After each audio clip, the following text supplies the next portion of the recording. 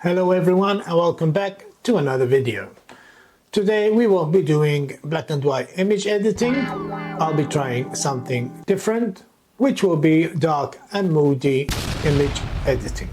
The image we're going to edit was taken in Hungary, Budapest. I was there for a few days and I took an image which I tried to turn into black and white.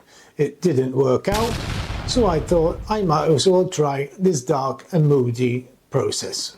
So stick along with me through this editing process and I'll show you my editing method of turning boring images, which you can't make anything out of, into dark and moody scenes. I'm going to show you a small clip I took of the image we'll be doing, and stay with me till the end of the video. Well, enough talking and let's get editing.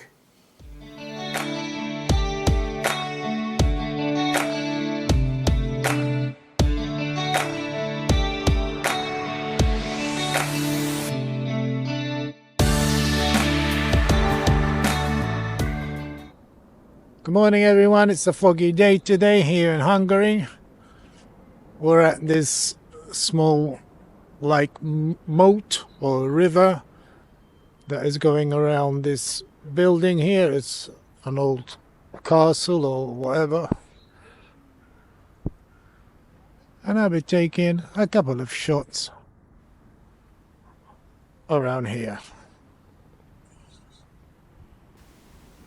Hi there once again, and we're back in the studio and we'll be turning this image into a dark and moody scene. I'll be using Adobe Camera Raw for this editing process, and you can use Lightroom as it's just the same software. Like I said in the introduction, I tried to turn this image into black and white and I didn't quite like it. There was too much chaos in the middle here. So I'm going to give it a try for dark and moody editing. First thing I'm going to do is reduce a bit of exposure.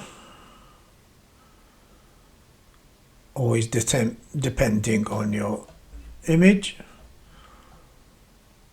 I'm going to reduce a bit of highlights. Increase just a bit of shadows. I'm going to boost my whites until I see clipping on the histogram.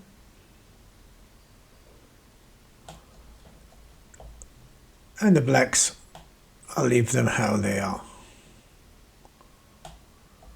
I'm going to reduce a bit more exposure. And the next thing I'm going to do is go down to the color mixer. And I'm going to reduce all the colors to -100.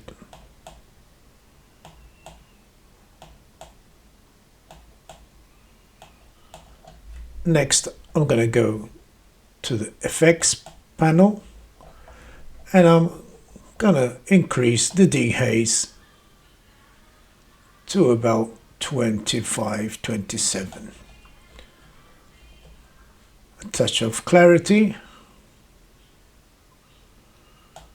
I'm gonna minus the texture just a bit to around -7.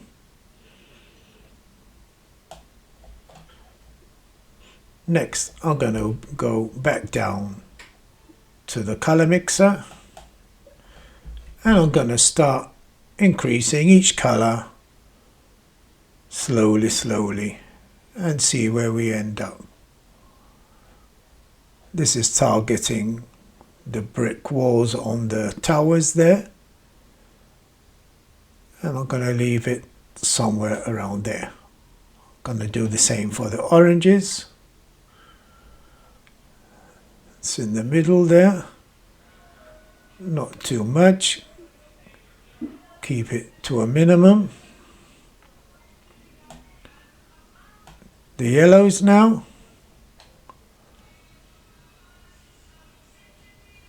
to around there, and the greens just a bit. Gonna try the aqua, leave it how it is, and the blues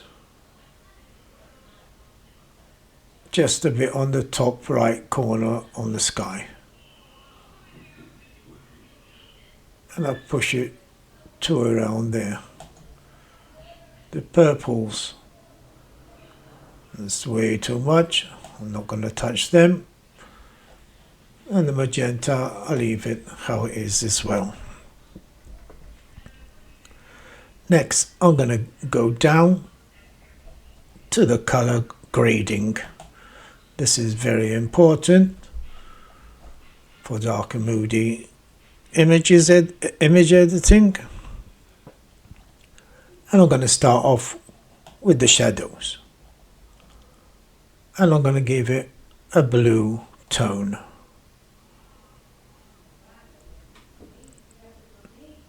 You can use the slider if you want, the hue slider. And I'm going to leave it somewhere there.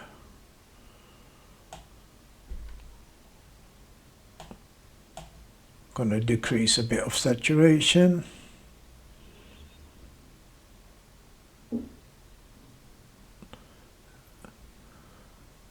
And somewhere there should be okay. I'm going to do the same for the highlights. These are complementary colors, the blues and the warm golden color I'm going to give it. And increase the saturation. Not too much, maybe you get that orangey look in the sky. To about there. And that should be okay.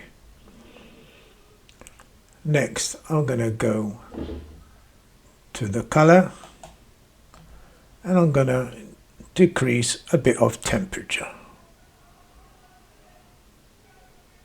Just to give it that bluish look.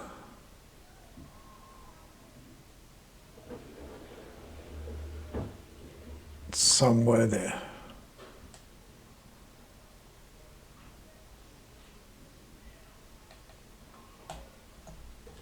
And that should be okay.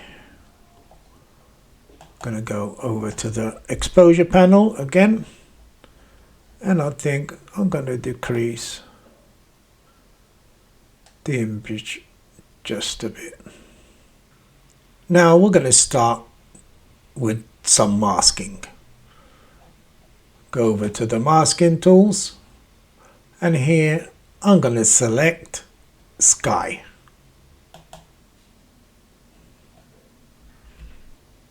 And there we have the sky selected. Done, not a bad job. Just left here and a bit behind this tree here. But don't worry. And now I'm going to intersect, mask, press on these three dots, intersect, mask, and I'm going to select linear gradient. And like that, we'll be giving it a gradient from the top to around there. Because if I left it just on select sky, when I reduce the exposure, which we'll be doing now, it's going to reduce the exposure for the whole sky.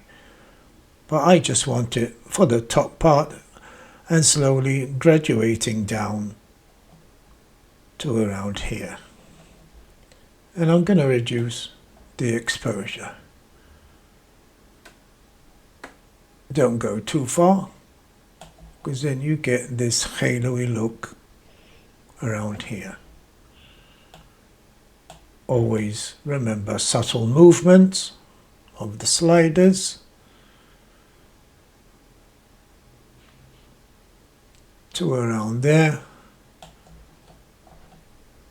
And I'm going to turn the gradient, linear gradient, just a bit to around there. I'm going to darken it just a bit more, see what happens, and that should be okay. And there we have a nice gradient from the top to around there. Don't worry about this whiter part here. And next I'm going to do another linear gradient,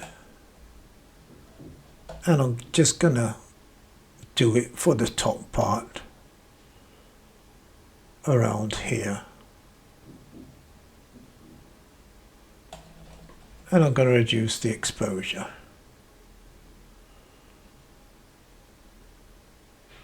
to about there. Okay, one more linear gradient, but now for the foreground, but just a bit like this.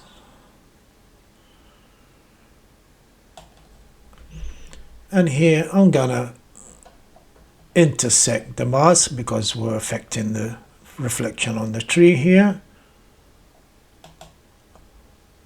I'm going to intersect mask, and I'm going to use the color range, and this is going to give us an eyedropper, and I'm going to place it over here.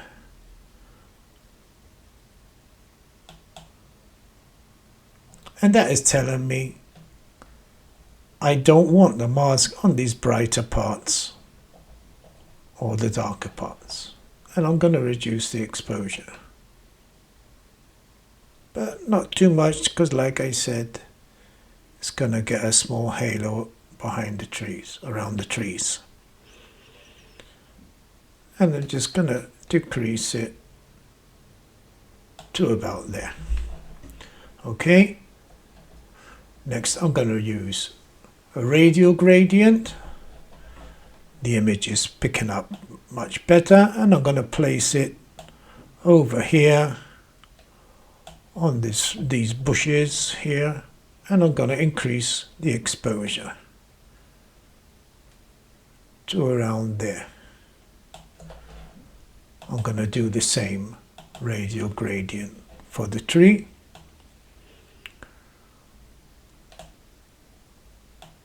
Around here, make sure your feathering is up to 100, and increase the exposure here also. Should be okay, and don't forget to do another mask radial on your reflection here. But this is just going to be subtle.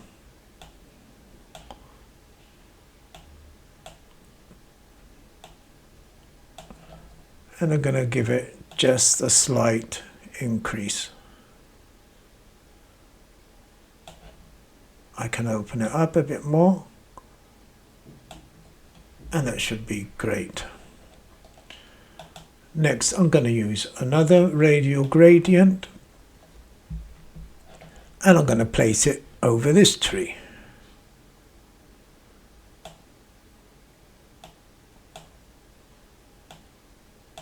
I'm going to open it up as well, and I'm going to increase the exposure also to about there. What I can do, instead of doing multiple radial gradients, if you click on the mask here, you can do duplicate radial gradient, and there we have a duplicate of the first radial gradient on the tree, and I can increase just a bit more to around there. Next, I'm going to do another radial gradient. It's going to be the last one for the foliage, and I'm going to place it around there. Move it down a bit. Open it up. And I'm gonna increase it and increase the exposure also. I can afford to open it up more. And that should be okay. And there we have our foliage ready. Next thing I'm going to do is do another radial gradient. And I'm going to place it over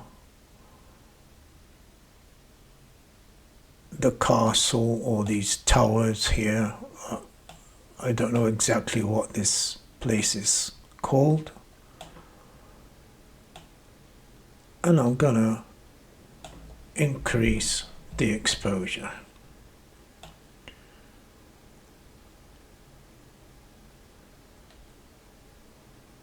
And that should be okay.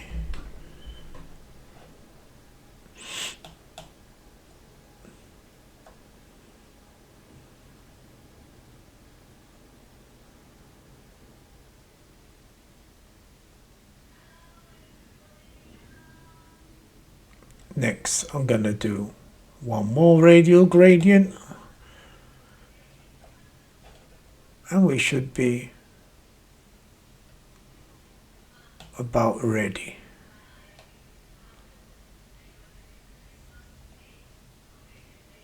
And this time, I'm going to invert the mask to create a vignette. I'm going to open it up. And decrease a bit of the exposure. And that should be great. Now I'm going to give you another tip. I'm going to head out of the masking here. And I'm going to go down to the curve tool. Don't shy away from the curve tool. Many people don't use it. And what I'm going to do is I'm going to place a point somewhere here and somewhere here. And I'm going to erase the blacks so we get that cinematic look in our blacks. You can see the difference.